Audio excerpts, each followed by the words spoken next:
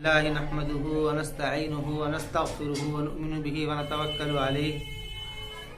أعوذ بالله من الشيطان الرجيم. بسم الله الرحمن الرحيم.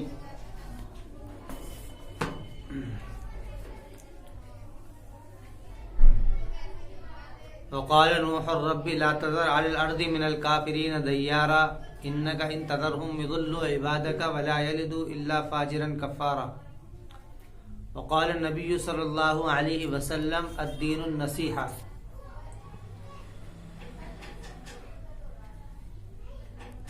للہ ولرسولہ ولکتابہ ولأئمة المسلمین وعامتہم او کما قال علیہ الصلاۃ والسلام. خواتین و حضرات،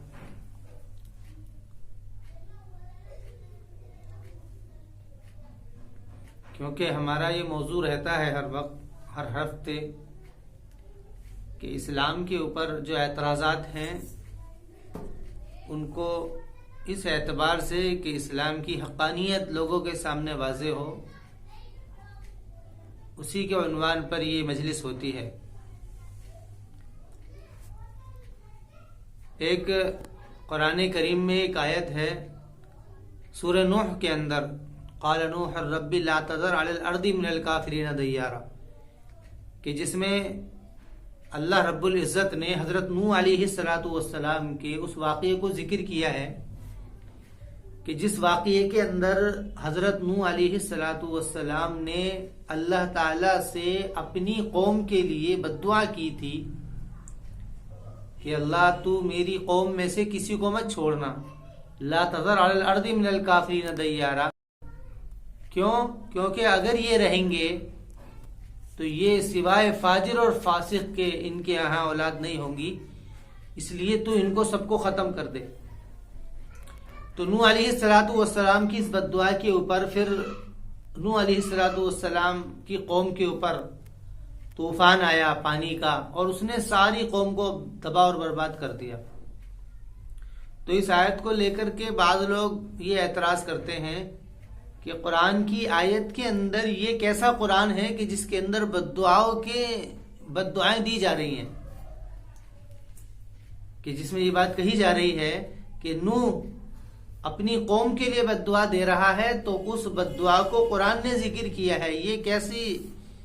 یہ کیسا کتاب ہے اور یہ کیسا مذہب ہے کہ جو کہ دوسروں کی بدنامی پر اور دوسروں کی پریشانی کو ظاہر کر رہا ہے، اور اس کو اور خصوصاً یہ اعتراض جو کہ ہوا ہے اس کی وجہ کیا ہے، اور کیا قرآن اور کیا مذہب اس بات کی اجازت دیتا ہے کہ لوگوں کو بد دعا دی جائے، تو کیا اس کے بارے میں اسلام کیا کہتا ہے. دیکھیے، ایک بات سمجھنے کی یہ ہے، اگر بد دعا کو دیکھا جائے تو یہ آیت ایسی ہے سورہ نوح کہ جس کے اندر نوح علیہ السلام کے الفاظ کو نقل کیا گیا ہے. نوح علیہ السلام کے الفاظ کو نقل کیا گیا ہے، ورنہ تو ہر نبی کی قوم کا عذاب اور ہر نبی کے قوم کے اوپر جو عذاب آیا تھا اس عذاب کا دوسری جگہوں پر ذکر ہے. ایسا نہیں ہے کہ یہ صرف نوح علیہ السلام کی قوم کے لیے ہوا تھا، بلکہ جتنے بھی انبیاء علیہ السلام پہلے آئے ہیں ان انبیاء علیہ السلام کی قوم کے اوپر عذاب آیا ہے. فرق اتنا ہے کہ اس کے اندر الفاظ میں نقل کر دیا ہے، وہاں پر بطور واقعہ نقل کر دیا ہے، اتنا فرق ہے. تو یہ بات پہلے تو یہ سمجھنے کی ہے کہ جن لوگوں نے یہ اعتراض کیا ہے ان لوگوں نے اعتراض ادھورا کیا ہے. پورا اعتراض یہ ہے کہ قرآن میں بہت ساری جگہوں پر عذاب کا ذکر ہے کہ جہاں پر لوگوں کے اوپر عذاب آیا ہے. تو اب سوال یہ اٹھتا ہے کہ سوال یہ ہے کہ کیا بد دعا کرنا یا عذاب کا دینا یا لوگوں کو ہلاک اور برباد کرنا، اس کا کہاں تک اس کو اسلام صحیح سمجھتا ہے، اور کیا یہ اس کا کیا فلسفہ ہے اس کے پیچھے. پہلے ہم اس بات کو سمجھیں گے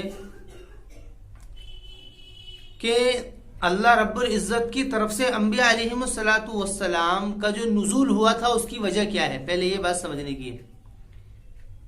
ہوا یہ تھا کہ جب اللہ رب العزت نے دنیا کے اندر آدم علیہ السلام اور حوا علیہ السلام کو بھیجا، تو آدم علیہ السلام کیونکہ جنت سے آئے تھے اور دنیا میں آنے کے بعد میں انہوں نے عمل کیے ہیں، اور اپنے اسی عمل کو، اللہ کی عبادت کو، جو اس دور کے اندر اللہ کی عبادت کا طریقہ رہا تھا، جتنے اعمال تھے، کیا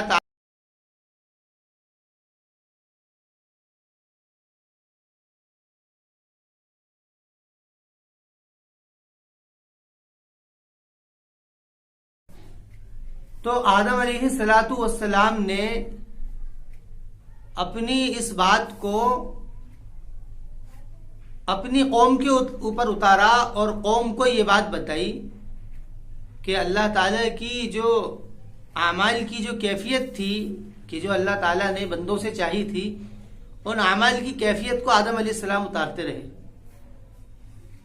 حتیٰ کہ جب آدم علیہ السلام کا زمانہ گزرتا گیا تو کوئی اعمال کی کوئی نوعیت نہیں تھی، کوئی مخصوص کوئی عمل نہیں تھا، یا اعمال کا ایسا اہتمام نہیں تھا جیسے کہ اہتمام اس امت کے اندر ہے۔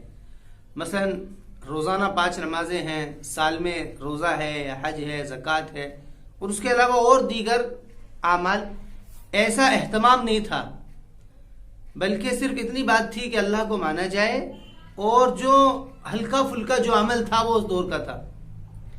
اور قرآن میں یہ بات بھی ہے کہ جب کان الناس امۃ واحدہ فبعث اللہ النبیین مبشرین ومنذرین، کہ سارے لوگ ایک ہی تھے، کسی میں کوئی اختلاف نہیں تھا اللہ کو لے کر کے، اور سب اللہ کو ماننے والے تھے، سب اللہ کو ماننے والے تھے اور اس کے لیے عبادت کرنے والے تھے۔ لیکن جب لوگوں میں اختلاف ہوا اور لوگ اللہ کو لے کر کے بھٹکے، یعنی اللہ کے بارے میں شرک کیا، یا اس کے علاوہ اللہ کو لے کر کے لوگوں نے اختلاف کیا، تو اس وقت کے بعد میں اللہ رب العزت نے پھر انبیاء علیہ السلام کا سلسلہ شروع کیا ہے۔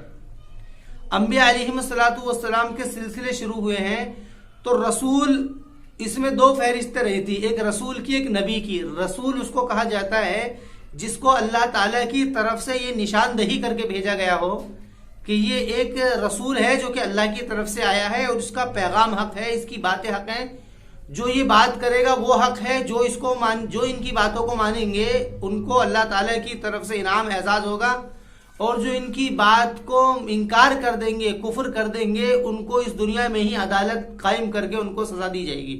یہ بات سمجھنے کی ہے۔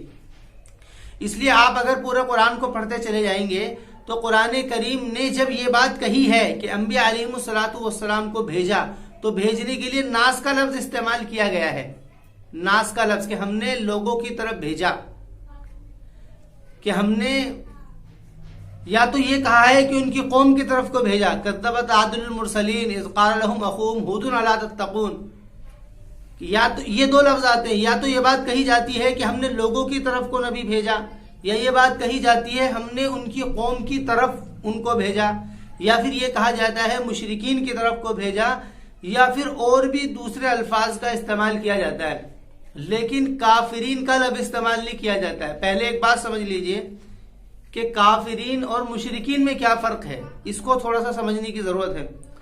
اصل میں مشرک کس کو کہا جاتا ہے، اور کافر، مشرک کہا جاتا ہے اس کو کہ جو اللہ تعالیٰ کے ساتھ میں کسی کو شرک کرتا ہو، کسی کو اس کے ساتھ میں، یعنی مخلوقات میں سے کسی کو لے کر کے اللہ تعالیٰ کے ساتھ میں شرک کرتا ہو۔ مثلا کہ اللہ بھی کرتا ہے، یہ سورج سے بھی ہوتا ہے، سورج سے روشنی ملتی ہے، کہ سورج سے ہمارا یہ کام ہوتا ہے، یا چاند سے یہ ہوتا ہے، یا اس کے علاوہ اور دوسرے جو بت ہیں ان کو بنا کر کے ان کے بارے میں مورتی پوجا کہہ لیجئے اس کو، یا اس کے علاوہ اللہ کے علاوہ اس خالق اور مالک کے علاوہ کسی اور کو پوجا جائے، اس کو شرک کہتے ہیں، تو اس کو مشرک کہا جاتا ہے۔ دیکھیے جتنے بھی عذاب کا قرآن میں ذکر ہے، چاہے وہ نوح علیہ السلام کی بد دعا کے تحت آیا ہو، یا اس سے پہلے اور انبیاء علیہ السلام کی جو محنت اور کوشش ہوئی ہے اس کے آیا ہو، وہ مشرکین پر نہیں آیا ہے، کافرین پر آیا ہے۔ کیوں؟ اس لیے کہ کافرین ان کو کہا جاتا ہے کہ جب بھی کوئی نبی اپنی قوم کے اوپر آتا ہے تو نبی قوم کے اوپر آنے کے بعد میں اپنی حقانیت کو پہلے واضح کرتا ہے کہ میں نبی ہوں.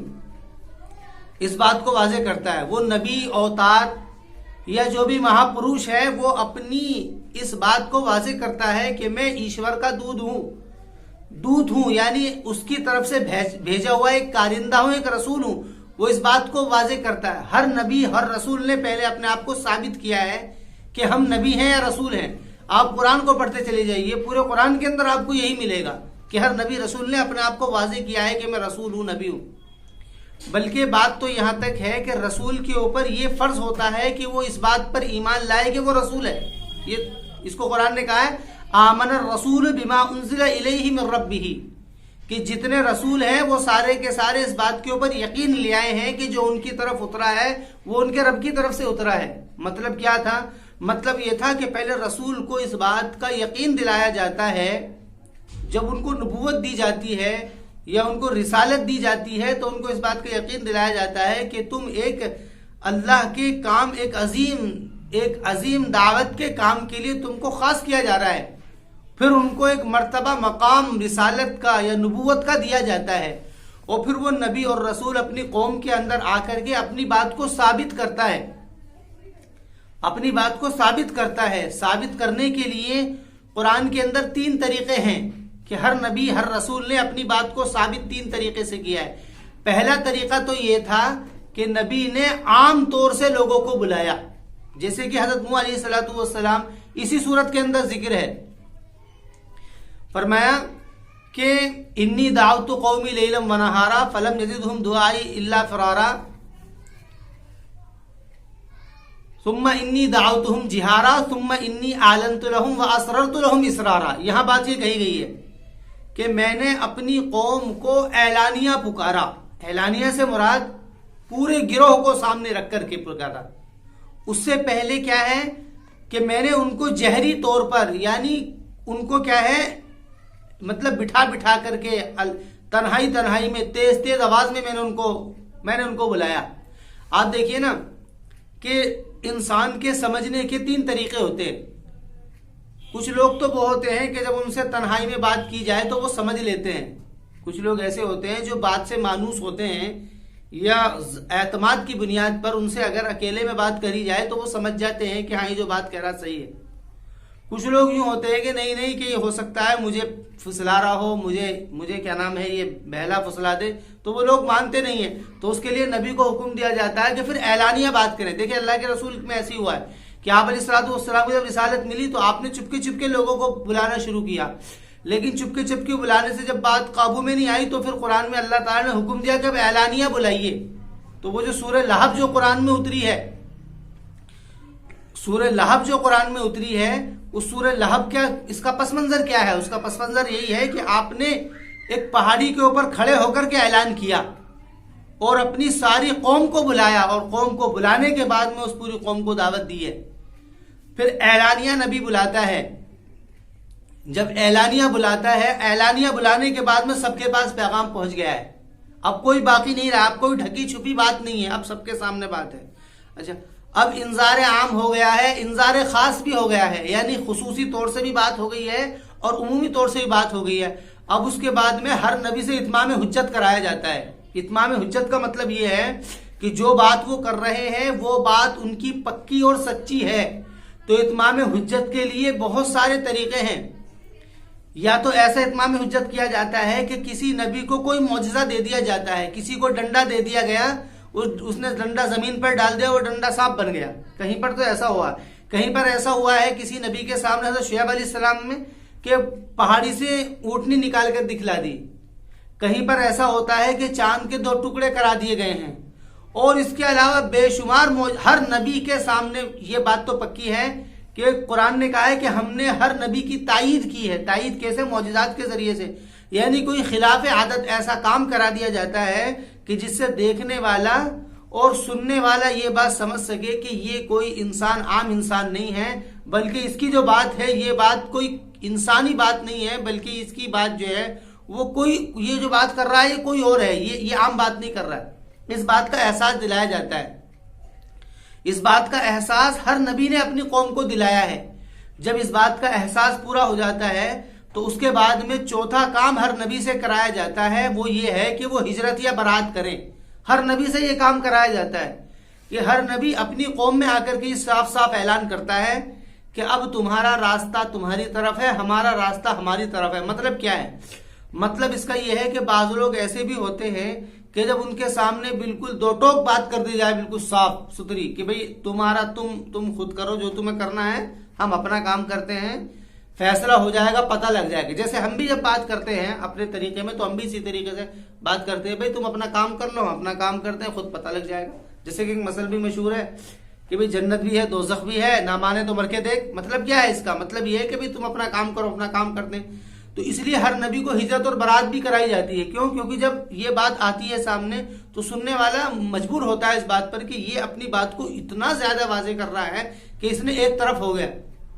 اس کے بعد میں پھر پانچواں مرحلہ اللہ تعالیٰ کی طرف سے عذاب کا ہوتا ہے. اور وہ عذاب کیوں ہوتا ہے؟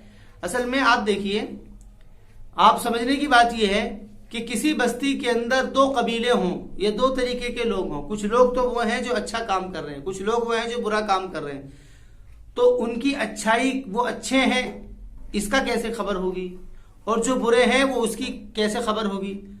بعد میں آنے والی جو قوم ہوگی یا بعد میں آنے والی جو لوگ ہوں گے ان کو یہ بات کیسے پتہ لگے گی کہ یہ اچھے تھے یا برے تھے؟ کیونکہ ہمیں تو پتہ ہی نہیں ہے. تو اچھائی اور برائی کا فیصلے کے لیے اللہ تعالیٰ کی طرف سے عذاب آتا ہے کہ جو لوگ اللہ کی نافرمانی کر رہے ہیں، اللہ کے ساتھ میں جنہوں نے کفر کیا ہے، ان کو ختم کیا جاتا ہے. اللہ تعالیٰ کی عدالت دنیا میں قائم ہوتی ہے اور وہیں فیصلہ ہوتا ہے، وہیں عذاب دیا جاتا ہے. عذاب جو ہے وہیں دیا جاتا ہے. عذاب کے بغیر نہیں چھوڑا جاتا. کیوں؟ تاکہ آنے والی قوم کو اس بات کا اندازہ ہو کہ ان کے اوپر عذاب کیوں آیا. آپ دیکھیے قرآن کریم نے جب استدلال پیش کیے ہیں پچھلی امتوں کے تو کیا کہا ہے؟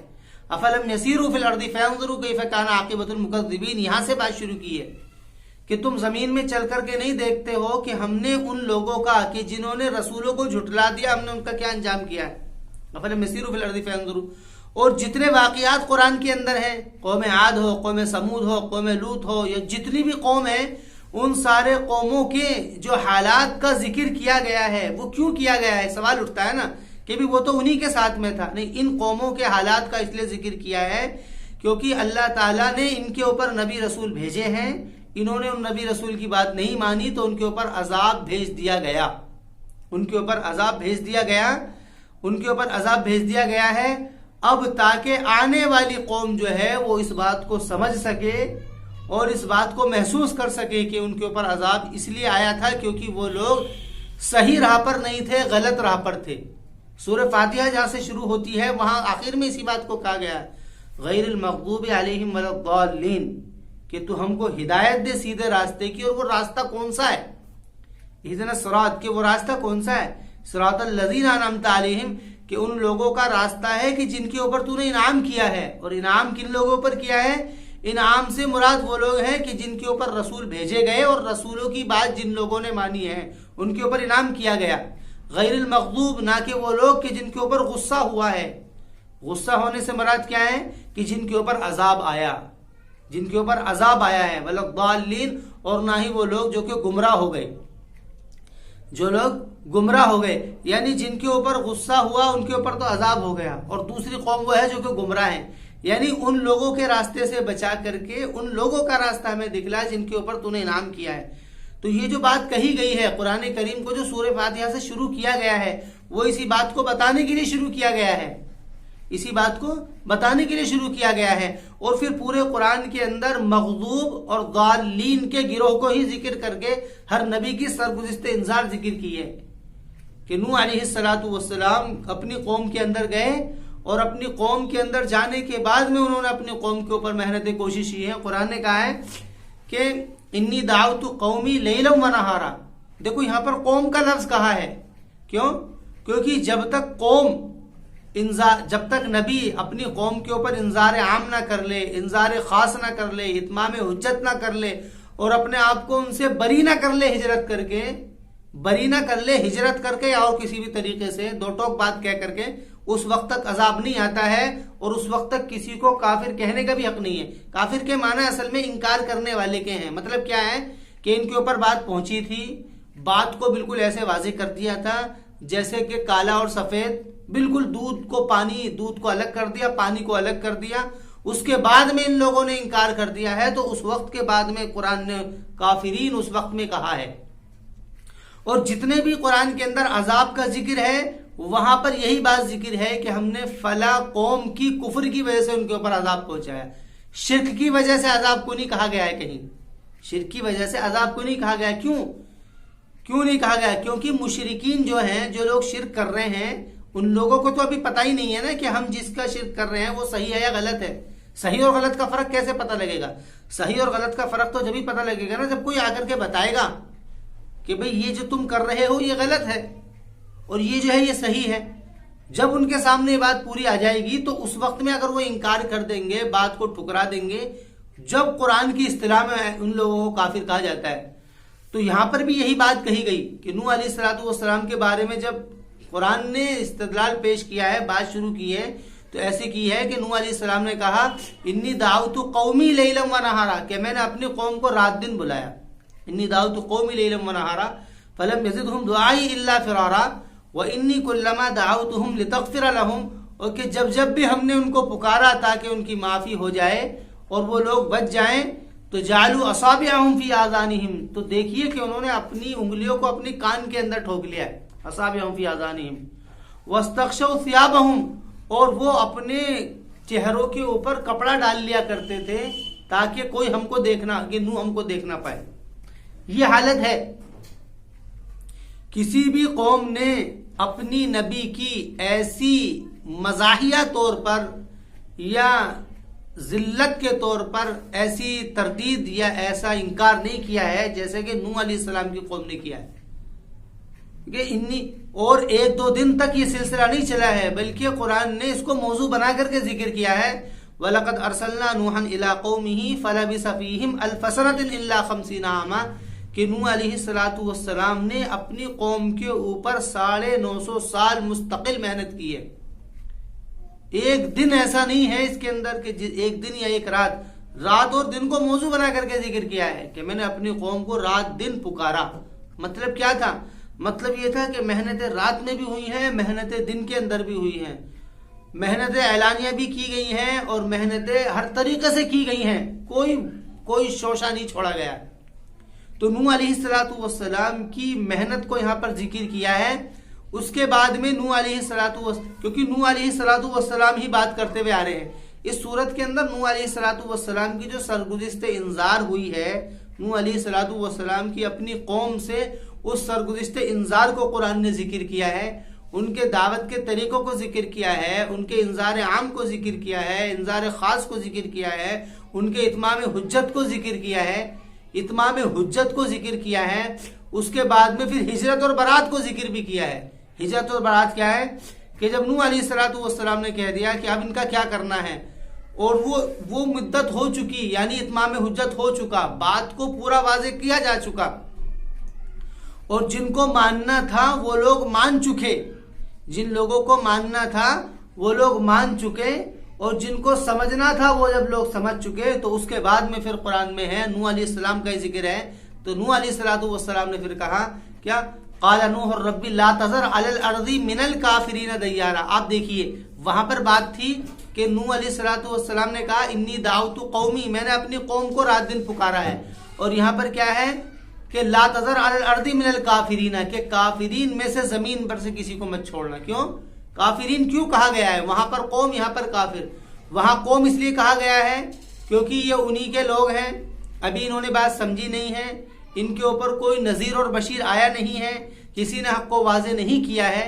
جب ان کے اوپر حق واضح ہو چکا ہے اور انہوں نے حق کو واضح ہونے کے بعد میں اس کو ٹھکرا دیا ہے، اور ان کے اوپر سارے مرحلے دعوت کے گزر چکے ہیں، تو اب آخر میں کیا کہا گیا کہ لا تذر علی الارض من الکافرین دیارا، کہ تو زمین میں سے کسی کافر کے گھر کو مت چھوڑا۔ تو یہاں پر کافر کا لفظ استعمال کرنے کا مطلب یہی ہے کہ کیونکہ اللہ تعالیٰ کی، یہ اللہ تعالیٰ کا اصول ہے، یہ ضابطہ ہے کہ ہر نبی اور ہر رسول کے بعد میں کہ جب نبی اور رسول اپنی قوم کے اوپر محنت کر دیا کرتا تھا، دعوت کے سارے مراحل سے گزر جاتا تھا، تو سارے مراحل سے گزرنے کے بعد میں اللہ تعالیٰ نے نبی کی قوم کا دنیا میں ہی فیصلہ کیا ہے. ہر نبی کے ساتھ میں ہی ہوا ہے. آپ ایک رسول کہنا ہے اس کے اندر، آپ اٹھا کر کے دیکھ لیجئے قرآن کے مضمون کو، یہ جو تاریخی ریکارڈ ہے اس کو بھی آپ اٹھا کر کے دیکھ لیجئے کہ جتنے بھی رسول ہیں ان رسولوں میں سے کوئی قوم دنیا میں نہیں چھوڑی گئی ہے کہ جن لوگوں نے رسول کو ٹھکرایا. آپ بتائیے نا کہ اگر ان کو اگر نہیں ختم کیا جائے گا تو فیصلہ کیسا ہوگا حق اور باطل ہونے کا. ہم بھی دنیا کے اندر دیکھتے ہیں کہ ایک ہوتا ہے مجرم، کسی نے کسی کو قتل کر دیا، ایک قاتل ایک مقتول، تو کیا ہوتا ہے کہ جو قتل کرنے والا ہوتا ہے اس کو سزا دی جاتی ہے. کس لیے دی جاتی ہے سزائیں اس لیے دی جاتی ہیں تاکہ یہ بات لوگوں کو پتہ لگ جائے کہ یہ غلط کام تھا، اس کی وجہ سے اس کو سزا ملی ہے. اگر تم نے ایسا کام کیا تو اس کی وجہ سے تمہیں بھی سزا ملے گی. اس لیے اسلام کے اندر جتنی سزائیں ہیں جو حقوق العباد سے متعلق ہے، مثلا زنا کی سزا ہے، چوری کی سزا ہے، یہ اس کے علاوہ اور بھی سزائیں ہیں، ان ساری سزاؤں کو قرآن میں اور احادیث کے اندر اس بات کا اعلان کیا کہ اس کو سب کے سامنے دکھا کر کے کی جائے. کیوں؟ تاکہ لوگ کو اس سے عبرت ہو اور لوگ اس سے رکیں. یہ اس لیے ہے تو کیونکہ سب سے بڑا مقدمہ دنیا کے اندر آنے کا یہی ہے کہ اللہ کو مانا جائے، اس وحدہ لا شریک لہ کی توحید کو مانا جائے کہ وہ اللہ ہے، یا اس کو خدا کہہ لو یا ایشور کہہ لو، یا اپنی کسی بھی زبان میں اس کو ہم کہہ سکتے ہیں. یہ صرف زبانوں کے الفاظ ہیں، ورنہ وہی ایک ذات ہے کہ جو نظر نہیں آ سکتی. نظر کیوں نہیں آ سکتی ہے؟ کیونکہ وہ اس کے اندر جسامت نہیں ہے. جسامت سے مراد اس کا کوئی آکار، یعنی اس کا کوئی جسم نہیں ہے، وہ تو نظروں میں نہیں آ سکتا، وہ ایسی ذات ہے. تو وہ ذات وہ اس بارے میں فیصلہ کرتی ہے. یہ اس ذات کا قانون ہے، ضابطہ ہے کہ جب بھی وہ کسی رسول کو بھیجتا ہے تو رسول کے ماننے والوں کو بچا لیا جاتا ہے اور رسول کے نہ ماننے والوں کو وہی دنیا میں ختم کر دیا جاتا ہے. یہ آج سے نہیں، یہ نوح علیہ السلام کے ساتھ میں نہیں ہے، بلکہ جتنے رسول آئے ہیں سارے رسولوں کے ساتھ میں یہ واقعہ ہوا ہے. تو یہ جو بات ہے کہنے کی کہ قرآن کریم نے یہاں پر بد دعا کو کہا ہے، یہاں پر بد دعا مقصود نہیں ہے، بلکہ یہاں پر تو اس ذات وحدہ لا شریک لہ کا وہ قانون جو کہ قانون دوسرے لوگوں کے لیے ہدایت بن سکتا ہے، اس کا ذکر ہے. بعض لوگ اس کا جواب دیتے ہیں کہ نہیں ان کی قوم کی ہلاکت میں ہی بعد والے لوگوں کی نجات تھی، کیونکہ یہ لوگ کیا ہیں، کیونکہ یہ لوگ تو جو ہے کفر اور شرک، کہ یہ لوگ تو اس کو مالک کو بھول چکے ہیں. اب ان کی جو اولاد ہوگی وہ بھی ایسی ہوگی، اس لیے ان کی اولاد کی خیریت اسی کے اندر تھی کہ ان کو ختم کر دیا جائے. اب ان کے سوال پر یہ اٹھتا ہے کہ بھئی تمہیں کیسے پتا؟ تو میں عرض کر رہا ہوں کہ یہ سارے سوال ہیں، لیکن اصل جو اس کا مرحلہ ہے، اصل جو وجہ ہے وہ یہی ہے کہ اللہ کا ایک دستور، ایک اللہ کا قانون ضابطہ ہے کہ جب بھی دنیا میں کوئی رسول آتا ہے تو رسول کے ماننے والوں کو بچا لیا جاتا ہے اور رسول کے نہ ماننے والوں کو دنیا میں ہی عدالت قائم کر کے ختم کر دیا جاتا ہے، اس بات کو دکھلانے کے لیے کہ بعد والی جو قوم ہے کہ وہ قوم ان کو دیکھ کر کے عبرت حاصل کرے، ان قوم کو دیکھ کر کے. اس لیے قرآن نے ان سارے واقعات کو اس لیے ذکر کیا ہے کہ تم بنی اسرائیل کو دیکھیے، فرعون کو دیکھیے، قوم فرعون کو دیکھیے، قوم عاد کو دیکھیے، قوم سعود کو دیکھیے، قوم سبا کو دیکھیے، قوم لوط کو دیکھیے، قوم ابراہیم کو دیکھیے. ان ساری قوموں کا کیوں ذکر کیا گیا؟ ان ساری قوموں کا اس لیے ذکر کیا گیا ہے تاکہ یہ جو بعد والی امت ہے وہ اس کو دیکھ کر کے سمجھے، اور پھر اس ذات کو سمجھ کر کے اس کے اوپر یقین لائے اور اس کو مانے. تو یہ تو سرے سے ہی اعتراض ہی غلط ہے. کیوں؟ کیونکہ جن لوگوں نے اعتراض کیا ہے انہوں نے اس کا اصل میں یہ جتنے بھی اعتراضات ہوتے ہیں قرآن کے اندر، یہ سارے کے سارے اس کے پس منظر اور پیش منظر کو نہ جاننے کی وجہ سے ہوتے ہیں. پس منظر اور پیش منظر کو نہ جاننے کی وجہ سے ہوتے ہیں. مثلا دنیا میں کسی بھی ہم دیکھتے ہیں کہ اگر کسی کو مارا جا رہا ہے، ایک آدمی کو کئی سارے لوگ پیٹ رہے ہیں، اب انجان آدمی گزرنے والا کیا کہے گا کہ بھئی دیکھو کتنے بیوقوف لوگ ہیں کہ اکیلے آدمی کو لوگ مار رہے ہیں. حالانکہ اس کو اس کا پس منظر یاد نہیں ہے کہ اس کو مار کیوں رہے ہیں. اب جب تحقیق سے پتہ لگا تو اس نے کیا نام ہے بہت بڑا ظلم کیا ہے کہ یہ پیچھے کیا نام ہے لوگوں کو ختم کر کے آ رہا ہے, یا پیچھے بہت بڑا ظلم کر کے آ رہا ہے, اس کے ساتھ تو یہ سزا کم ہو رہی ہے. تو جب وہ پتہ لگتی ہے تو پتہ لگتا ہے, تو جب پتہ لگتی ہے تو پتہ لگتا ہے. تو میں یہ پھر اس بات کو عرض کر رہا ہوں کہ جتنے بھی عذاب دنیا کے اندر آئے ہیں, یا چاہے تو ان کو قرآن نے بطور واقعہ ذکر کر دیا ہے کہ اس قوم کے ساتھ میں یہ ہوا ہے, یا پھر اللہ قرآن نے کسی نبی کی زبانی کلام کو ذکر کر دیا ہے کہ اس کا نبی کا کلام کیا رہا تھا, وہ کلام کی وجہ سے, اس نبی کے کلام کی وجہ سے ان کے اوپر عذاب نہیں آیا ہے, بلکہ اللہ تعالیٰ کے اس قانون کی وجہ سے جو قانون اللہ تعالیٰ کا طے ہے اس کے تحت آیا ہے. بلکہ اس کے اندر اگر آپ ایک بات اور سمجھیں گے تو دیکھیں گے کہ جتنے بھی رسول ہیں ان کی قوم کو دنیا میں عدالت قائم کر کے ختم کیا گیا ہے, لیکن یونس علیہ السلام کی قوم کو بچا لیا گیا. کیوں؟ یہ سوال اٹھتا ہے کہ نوح علیہ السلام کی قوم کے ساتھ میں ہوا ہے. قرآن نے خود کہا ہے الا قوم یونس, کہ ہم نے ساری قوم کو ہلاک کر دیا ان کے کفر کی وجہ سے, لیکن یونس علیہ السلام کی قوم کو بچا لیا گیا. کیوں؟ یہ بھی ایک اشکال ہے, یہ بھی اس کو بھی اسی نقطۂ نظر سے سمجھا جا سکتا ہے. یونس علیہ السلام کی قوم کو جو بچانے کی وجہ تھی وہ یہ تھی کیونکہ حضرت یونس علیہ السلام نے اللہ تعالیٰ کے جو وہ دعوت مراحل ہیں, دعوتی مرحلے جو ہیں جو نبیوں کو دیے جاتے تھے, ان دعوتی مراحل میں سے ایک مرحلے کو پورا نہیں کیا تھا. اس کو قرآن نے ذکر کیا خود. انہوں نے لوگوں کو بلایا, خاص طور پہ بھی بلایا, کھلم کھلا بھی بلایا, اتمام حجت بھی کیا ہے, اپنی بات کو بالکل کالے اور سفید کی طرح واضح بھی کیا ہے, لیکن نوح علیہ السلام نے اپنی قوم سے اپنے آپ کو الگ کرنے کا اعلان نہیں کیا. ایک ہوتا ہے نا مسئلہ کہ ہم کسی سے بات کر رہے ہیں, ہم نے کسی سے کوئی بات کہی, پھر ہم نے اس کو مجمع میں بھی کہی, پھر ہم نے اپنی بات کو واضح بھی کیا, اور پھر ہم چوتھی شکل میں کہتے ہیں کہ بھئی تمہیں ماننا ہے تو مان لو, نہیں ماننا ہے تو نہیں مانو, یعنی تم الگ ہم الگ. جس کے لیے سورہ کافرون آئی ہے نا, سورہ کافرون جو آخر میں آئی ہے اس کا نام ہی کافرون, اور اس میں اپروچ ہی جو کیا وہی قل یا ایھا الکافرون کہہ کر کے کہا ہے. کیوں کہا؟ کہ کافرین ان کو کہا جاتا ہے جن کے اوپر استدلال پورا ہو جاتا ہے.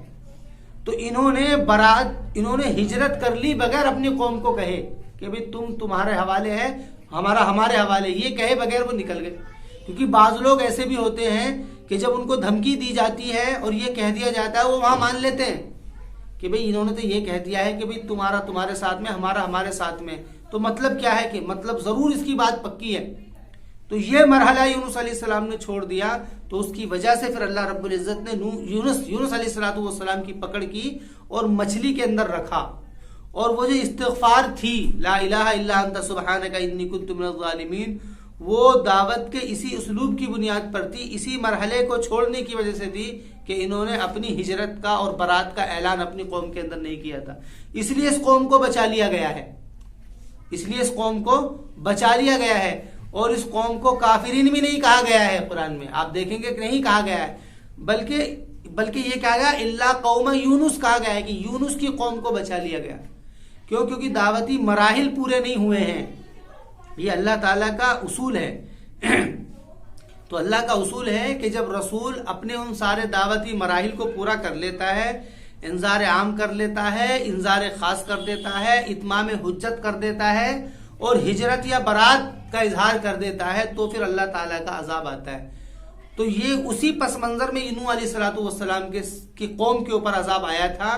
اور بلکہ بس میں بعض اس میں اتنی ایڈ ہوئی ہے کہ نوح علیہ السلام کے کلام کو قرآن نے ذکر کر دیا ہے.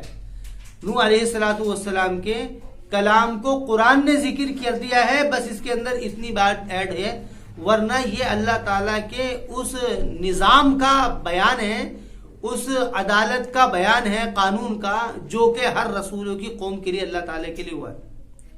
انشاءاللہ امید یہ ہے کہ ہم اس بات کو اچھی طریقے سے سمجھ چکے ہوں گے, اور دعا کریں کہ اللہ ہمیں اس پر عمل کی توفیق عطا فرمائے. وآخر دعوانا الحمدللہ رب العالمین.